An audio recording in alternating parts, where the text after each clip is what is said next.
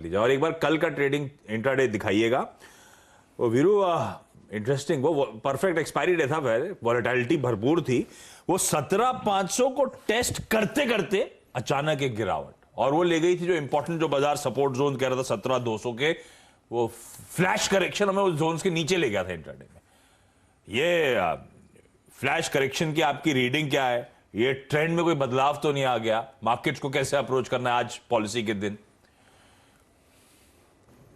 देखिए आशीष, एक चीज तो पहली ये है कि कल का जो ये आई थिंक इंट्राडे करेक्शन था वो इसलिए भी था कि बाजार ने अपना एक लॉजिकल टारगेट पूरा कर लिया था। उसके बाद आई थिंक न्यूज़ फ्लो उसने इम्पैक्ट दिखाया।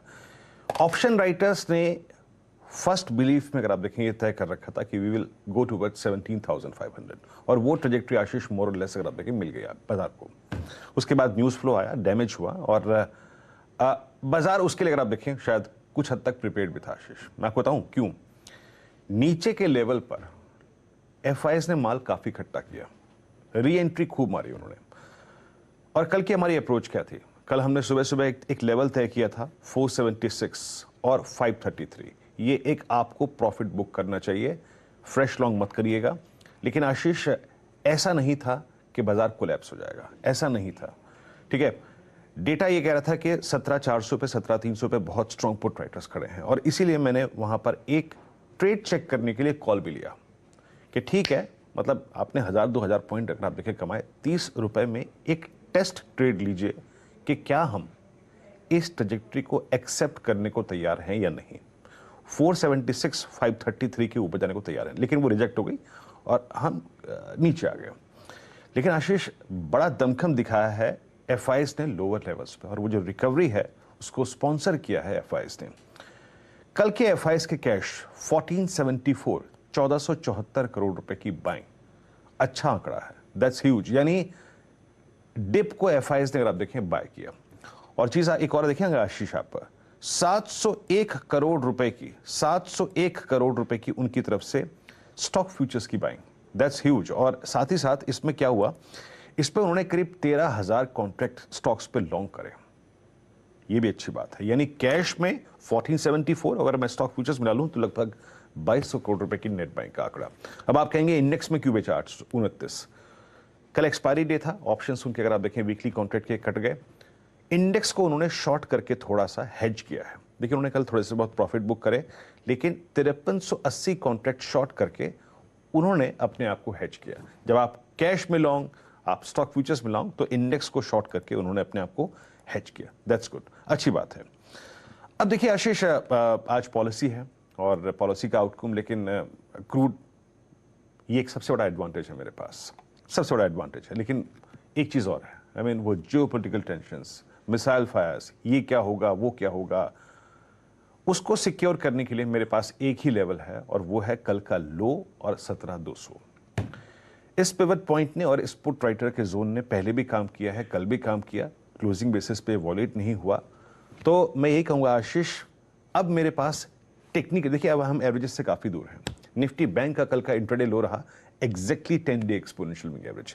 तो मेरे लिए अपनी अगर एक नीचे की लक्ष्मण रेखा तय करनी है तो मेरे पास वो एक ही है, कल का लो और 17,200 के बीच का वो 30 पॉइंट का बेस। कल का लो और 17,200 का 300 पॉइंट का बेस। और ऊपरी रेजिस्टेंस क्या है? ऊपरी रेजिस्टेंस वही है, कल का हाई 17,476 और 533। ये 50 पॉइंट का जोन सबसे बड़ा रेजिस्टेंस है। लेके आइए जरा आप प्लीज इस नए वीकली कॉन्ट्रैक्ट के कॉल राइटर्स और पुट राइटर्स का जोन। इस वीकली कॉन्ट्रैक्ट में आशीष, यानी आज जिसे हमें फेस करना है, दो कॉल राइटर्स ने कल काफी स्ट्रॉन्ग ग्रिप लिया। उसमें 17,400 भी था, लेकिन बड़ी कॉल राइटिंग जिस जोन में हुई वो था 17,500 का, 33,46,000 शेयरों का आउटस्टैंडिंग वाई, 21 लाख की कॉल राइटिंग, और 17,600 पे करीब 14 लाख कॉल बिकी और करीब 23 लाख का आउटस्टैंडिंग वाई। यानी ये एक बड़ा स्ट्रॉन्ग सप्लाई जोन है 17,500, 17,600 एंड स्पेशली 17,533। नीचे कौन से पुट राइटर सबसे एग्रेसिव हैं या फिर कौन सा लेवल महत्वपूर्ण है? आशीष, कल सबसे स्ट्रॉन्ग पुट राइटिंग 17,300 की स्ट्राइक में 21 लाख के आउटस्टैंडिंग वाई के साथ हुई है।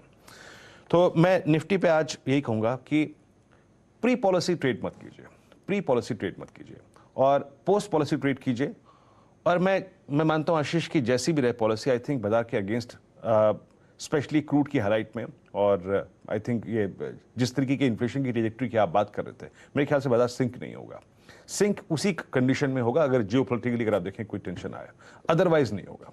तो मैं मानता हूं कि जब तक क्लोजिंग बेसिस पे आशीष सेकंड बेस वॉलेट नहीं होता है, मैं तो शॉर्ट नहीं करूंगा। और मैं इंट्राडे के लिए अपने फर्स्ट बेस के ऊपर एक डिप को बाय करना चाहूंगा, लेकिन वो भी पोस्ट पॉलिसी। तो ऐसे करिए अप्रोच, फर्स्ट बेस के ऊपर लॉन्ग की अप्रोच रखिए, डिप्स को बाय कीजिए बट पोस्ट पॉलिसी। और याद रखिएगा अगर 17,476 और 17,533 का जोन निकलता है आशीष, तो बाजार में एक अच्छा स्ट्रॉन्ग स्विंग आएगा।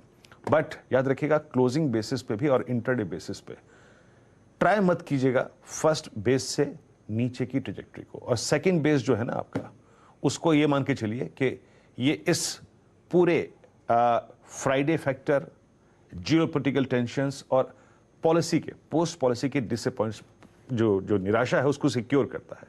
इसके लेवल के बाद ही शॉर्ट के बारे में सोचेंगे, फर्स्ट बेस के ऊपर बाय की या फिर बाय ऑन डिप की अप्रोच रखेंगे। बट मेजर हर्डल रहेगा आशीष 476, 533।